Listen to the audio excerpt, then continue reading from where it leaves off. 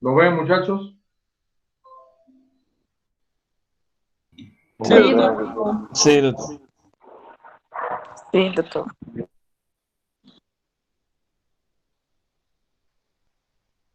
Entonces, vamos a hacer la discusión del caso clínico 7.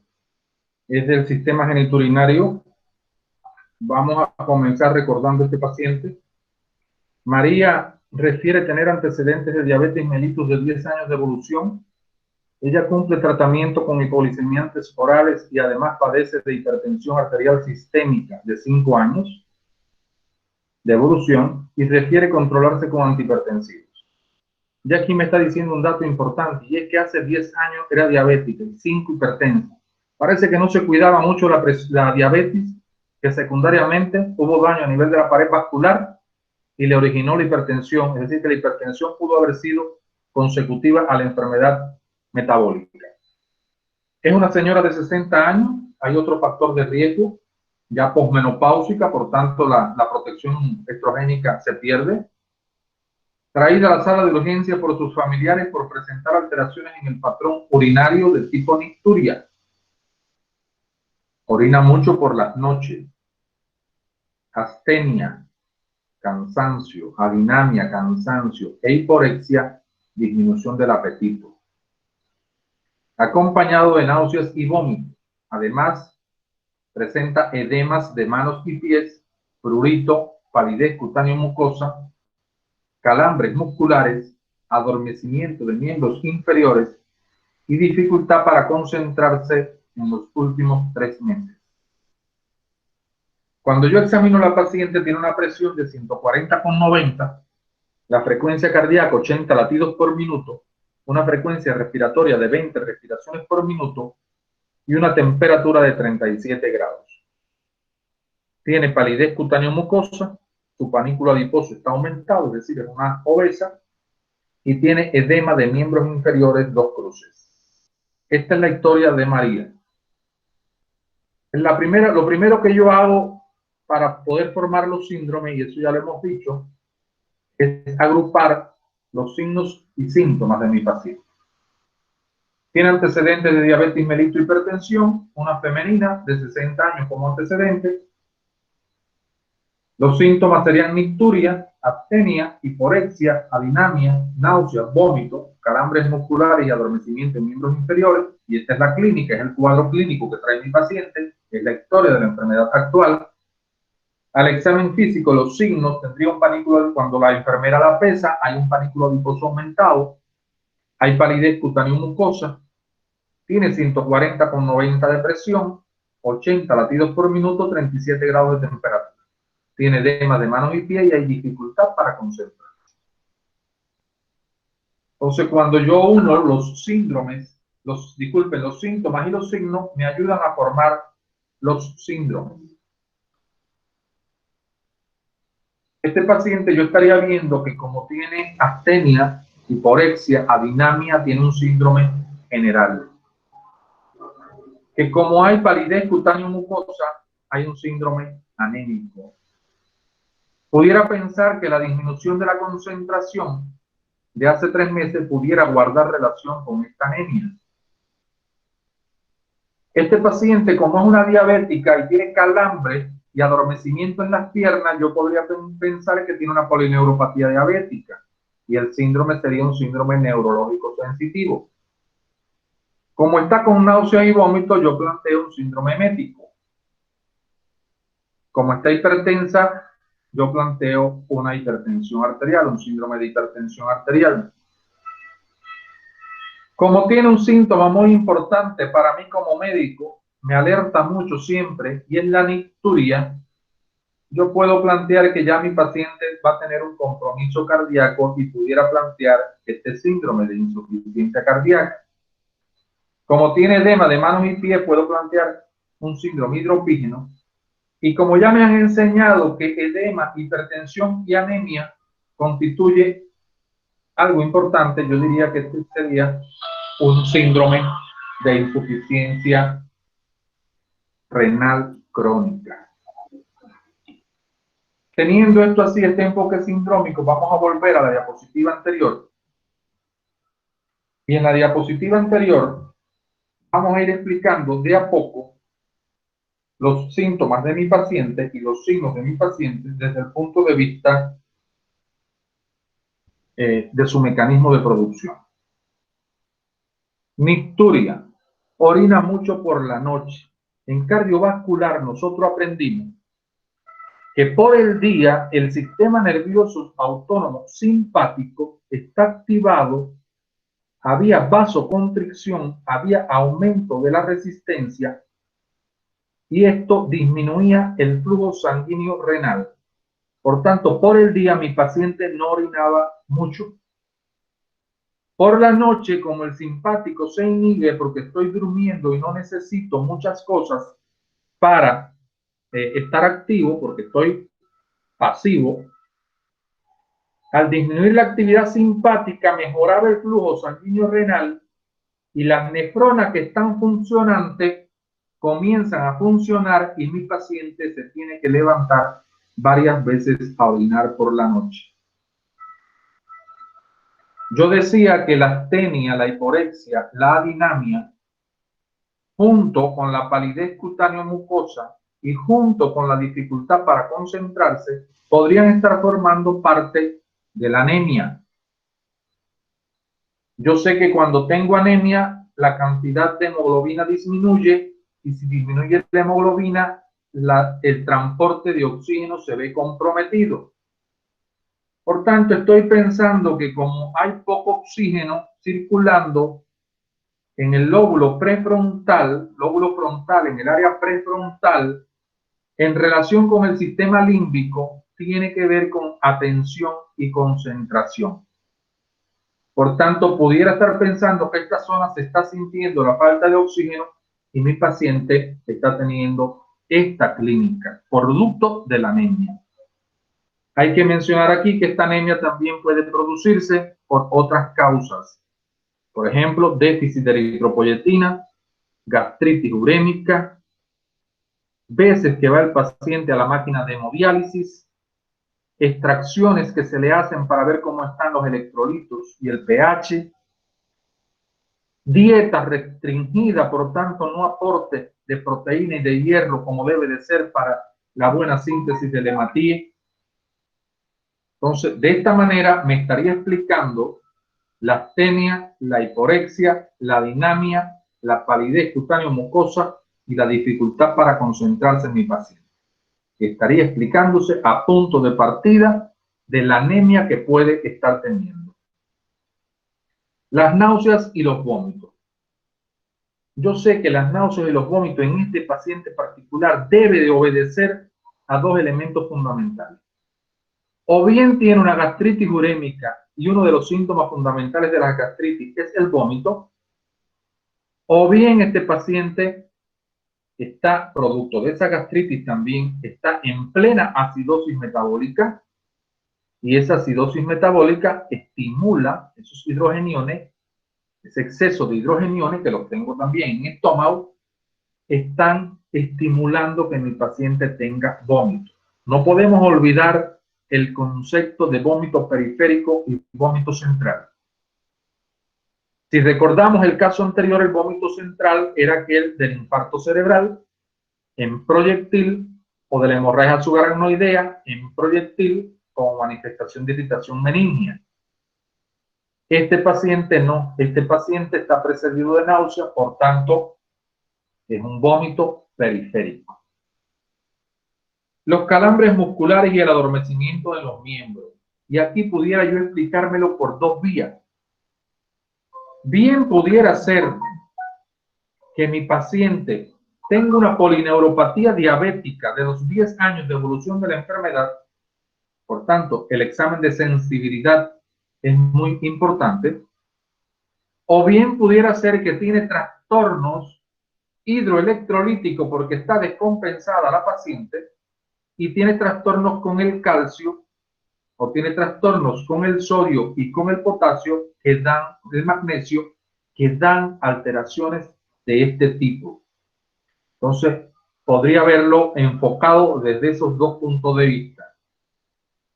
Mi paciente tiene un panículo adiposo aumentado Y aquí la reflexión sería que si tiene un panículo adiposo aumentado, muy probablemente tenga una cintura abdominal aumentada por encima de 88, una mujer.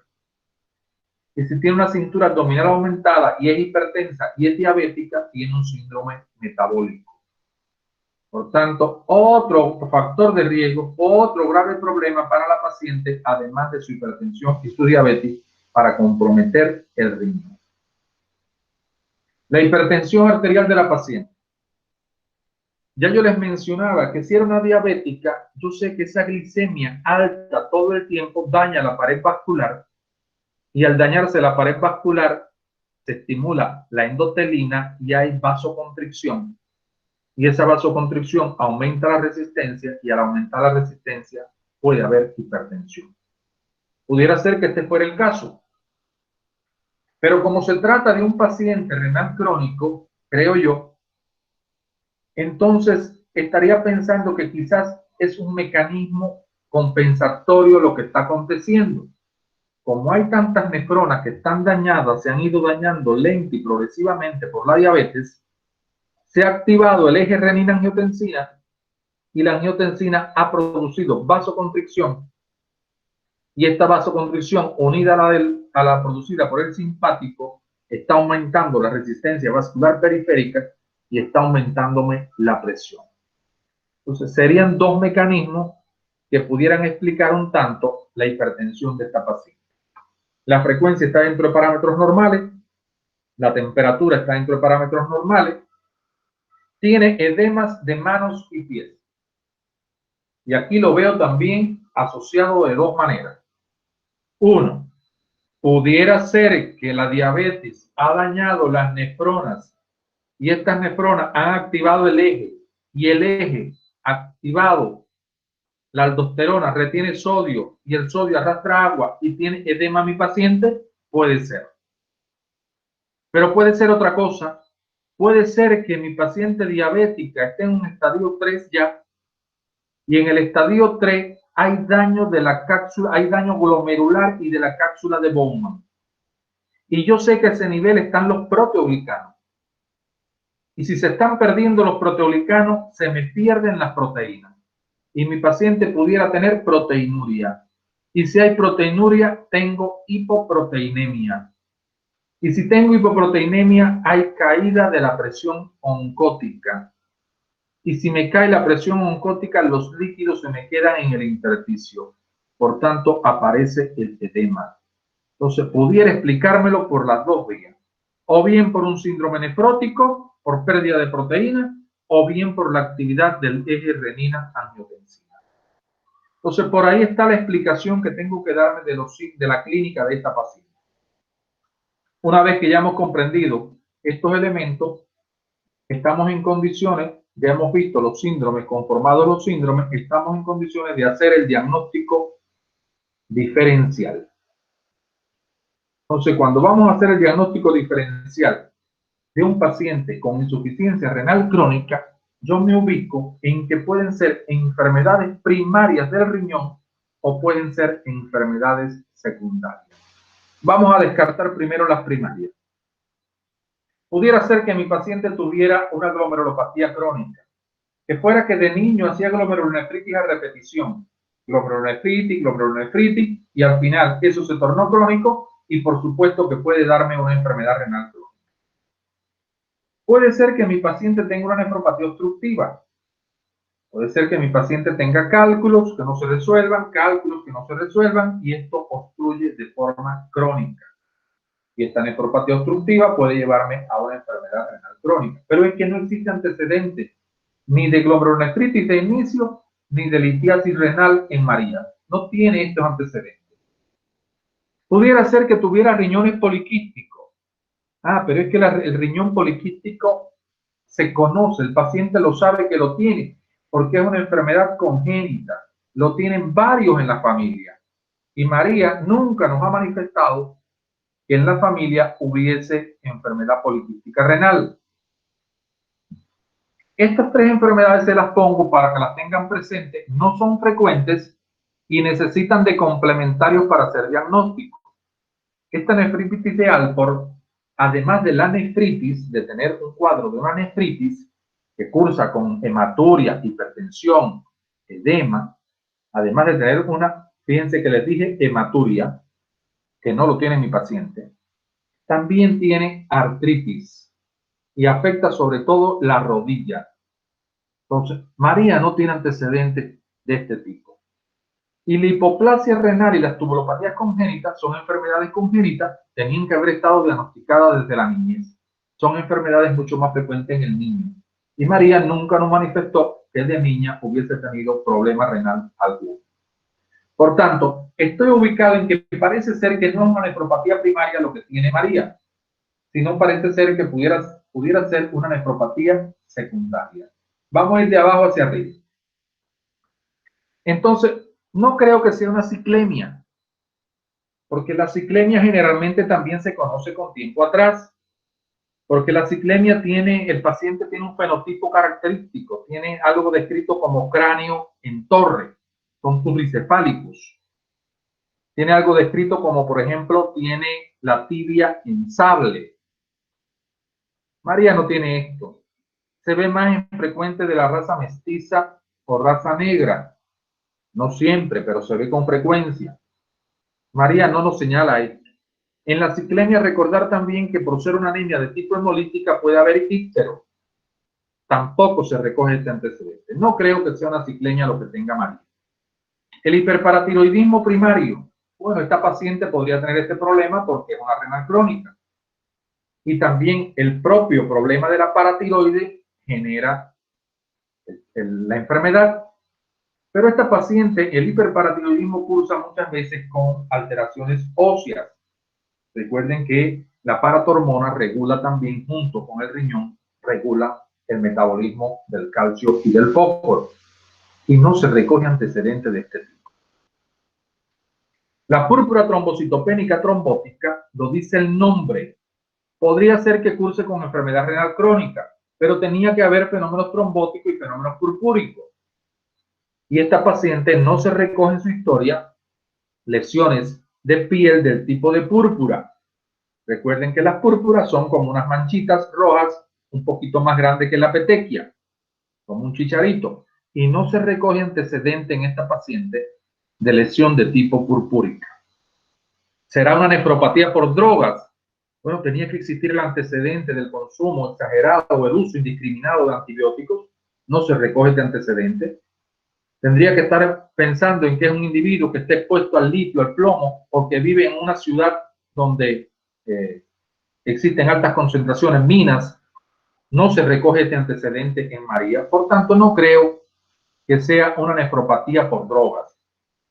¿Será que es una paciente lúpica? A los 60 años venir a diagnosticársele un lupus, no lo creo tampoco. El lupus además se comporta, tiene 11 criterios, y el lupus se comporta con un eritema facial en alas de mariposa. Los pacientes tienen mucha fotosensibilidad, salen al sol y se irritan mucho. Los pacientes les puede salir, sobre todo en los brazos, algo que se llama lupus discoide. Es como si fuera la cicatriz que queda después de una quemadura. Los pacientes con lupus pueden tener síndrome febril. Mi paciente no tiene fiebre. Hay muchas veces artritis. Mi paciente no tiene artritis. Entonces, no creo que a los 60 años María venga a estar debutando con un lupus. ¿Qué me queda para pensar en María? Que se trate de la diabetes y se trate de la hipertensión arterial. Entonces, para mí, María lo que tiene es una nefropatía diabética y o hipertensiva, secundaria a ese mal cuidado de esta enfermedad. Entonces, de esta manera debemos de hacer el enfoque diferencial del síndrome. Ir quitando diagnóstico para quedarme al final con lo que pienso que tenga María, que es el diagnóstico presuntivo. Y en ese sentido, estaría pensando que se trata de una paciente con una enfermedad renal crónica, secundaria a la hipertensión y a la diabetes mellitus descompensada, y que ahora está complicada. Puede estar complicada con una acidosis metabólica o una gastritis urémica junto con la acidosis, con un síndrome cardiorrenal o un síndrome renocardíaco al revés, o con un síndrome nefrótico. Creo que los diagnósticos estarían por ahí, sin olvidar que pueda que tenga una polineuropatía diabética secundaria a la diabetes. Teniendo en cuenta estos diagnósticos presuntivos, les voy a hacer complementarios. Esta paciente le voy a hacer un hemograma para diagnosticar la anemia que tiene. Le voy a hacer la glicemia y la hemoglobina glicosilada para ver cómo está su enfermedad de base. Voy a hacerle el perfil lipídico para ver cómo está, porque se trata de una paciente obesa. Le voy a hacer urea, creatinina para ver cómo está la creatinina y calcularle su aclaramiento de creatinina. Voy a hacer su gasometría y ionograma porque está con un calambre, adormecimiento y quiero diagnóstico diferencial de que no se trate de un trastorno hidroelectrolítico y que todo esto obedezca a una polineuropatía. Le voy a hacer proteinuria de 24 horas o albuminuria porque está con edema y quién sabe si esta paciente pudiera tener un síndrome nefrótico. Le voy a hacer electro, placa, rayo X de tórax y ecocardiograma porque es que tiene nicturia, está hipertensa, tiene edemas también y quiero diferenciar que no tenga nada de compromiso cardiovascular. Por tanto, con estos complementarios, yo debo de confirmar mi diagnóstico presuntivo. Y si le confirmo mi diagnóstico presuntivo, estoy obligado a utilizar la terapia nefroprotectora que estudiamos en la clase y la terapia cardioprotectora que estudiamos en clase. Y como está descompensada, voy a reforzar con diuréticos de ácido, controlando el peso y vigilando los edemas. Una vez que ya los edemas se hayan eliminado, que el peso se haya restablecido, quizás la deje con una dosis mínima de diurético diurético de asa como la furosemida, o quizás lo retire en dependencia del paciente. Para mí la paciente tiene un pronóstico grave porque es primera vez que la veo, tiene al parecer compromiso metabólico importante que la está descompensando en acidosis, tiene compromiso cardiovascular porque está con nicturia, por tanto tengo que tenerlo presente. Por tanto, para mí no tiene un pronóstico bueno ni tiene un pronóstico reservado, sino que tiene un pronóstico grave. Esta paciente la voy a internar, le voy a poner tratamiento. Este es el tratamiento que habíamos mencionado, que no voy a repetirlo, pero que tiene que ver con la terapia nefroprotectora, la terapia cardioprotectora y siempre evaluando los objetivos del tratamiento. Les dejo una bibliografía aquí de consulta para que analicen las causas de anemia con un poquito más de profundidad. Esta sería la discusión de caso clínico que tenemos previsto. ¿Dudas en relación con esto, muchachos?